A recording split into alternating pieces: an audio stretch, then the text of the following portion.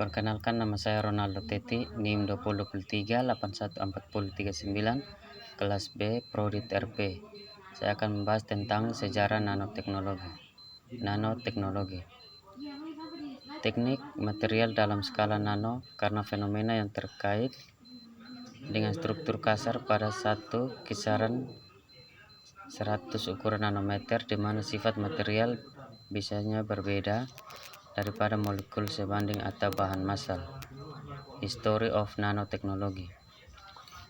Awal resmi gagasan yang dikenal hari ini sebagai nanoteknologi terjadi pada tahun 1959 ketika Richard Feynman menerbitkan disertasinya Ada Banyak Ruang di Bawah.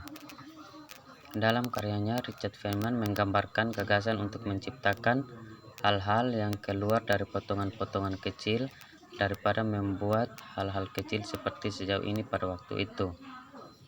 Ide utamanya adalah untuk struktur atom seperti yang berguna, meskipun ia tidak pernah menggunakan kata nanoteknologi.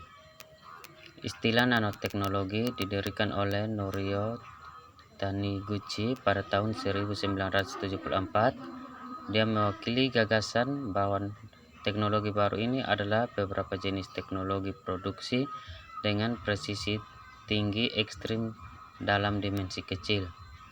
Pada tahun 1985, molekul karbon pertama padat disebut fullerenes, di mana ditemukan pada tahun 1991. Fullerenes pertama diproduksi secara buatan. Karena presisi tinggi yang diperlukan dan potongan-potongan kecil yang harus terstruktur, alat-alat baru harus diciptakan. Gerd Binning dan Heinrich Rohrer mampu menghadapi tantangan ini dan menemukan terowongan mikroskop pemindai pada tahun 1981. Oleh karena itu, mereka memperoleh penghargaan Nobel dalam fisika pada tahun 1986. Hari ini ada performa tinggi mikroskop elektron transmisi yang juga dapat digunakan untuk memantau atom tunggal. The structure of nanotechnology. Nanoteknologi dibedakan oleh sifatnya interdisipliner. Oleh karena itu, nanoteknologi harus dilihat sebagai salah satu teknologi masa depan yang paling penting. Development of nanotechnology. Pasif struktur nano. Selama produk periode pertama akan mengambil keuntungan dari sifat pasif nanomaterial termasuk nanotube dan nanolayers.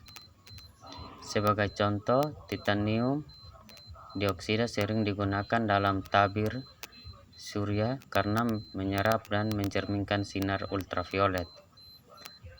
Ketika dipecah menjadi nanopartikel menjadi transparan untuk cahaya tampak menghilangkan penampilan krim putih yang terkait dengan tabir surya tradisional.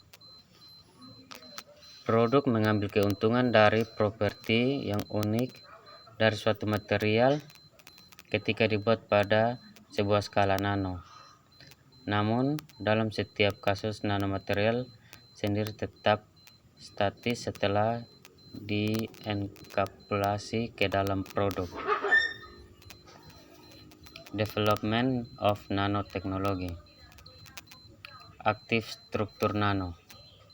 Aktif struktur nano mengubah kondisi mereka selama digunakan merespons dengan cara predictable terhadap lingkungan sekitar mereka. Sebagai contoh, nanopartikel mungkin mencari sel kanker dan kemudian lepaskan obat terpasang. Produk dalam fase ini memerlukan pemahaman yang lebih besar tentang bagaimana struktur sebuah nanomaterial, menentukan sifat dan kemampuan sesuai dengan desain bahan yang unik. Mereka juga meningkatkan manufaktur lebih maju dan tantangan penyebaran. Development of nanotechnology. Sistem nanosistem. Pada tahap rakitan nanotools bekerja sama untuk mencapai tujuan akhir. Sebuah tantangan utama adalah untuk mendapatkan komponen utama untuk bekerja sama dalam jaringan, mungkin bertukar informasi dalam proses. Sebagai contoh, perangkat nanoelektromekanikal kecil bisa mencari sel kanker dan mematikan kapasitas reproduksi mereka. Pada tahap ini, kemajuan yang signifikan dalam robotika, bioteknologi, dan teknologi informasi generasi baru akan mulai muncul pada produk. Molekul nanosistem. Tahap ini melibatkan desain cerdas perangkat molekul dan atom yang mengarah ke pemahaman belum pernah terjadi sebelumnya dan kontrol atas blok bangunan dasar dan segala sesuatu alam dan buatan manusia. Sebagai contoh, nanodevices bisa berkeliaran tubuh, memperbaiki DNA dari sel yang rusak, pemantauan kondisi vital, dan menampilkan data dalam bentuk yang mudah dibaca pada sel-sel kulit dalam bentuk mirip dengan tato. Pada tahap ini, satu produk akan mengintegrasikan sebagai kapasitas termasuk pembangkit listrik independen, pengolahan informasi dan komunikasi, dan operasi mekanis. Pembuatan menyiratkan kemampuan untuk mengatur ulang blok bangunan dasar dari materi dan kehidupan untuk mencapai tujuan tertentu. Application of nanotechnology sensor.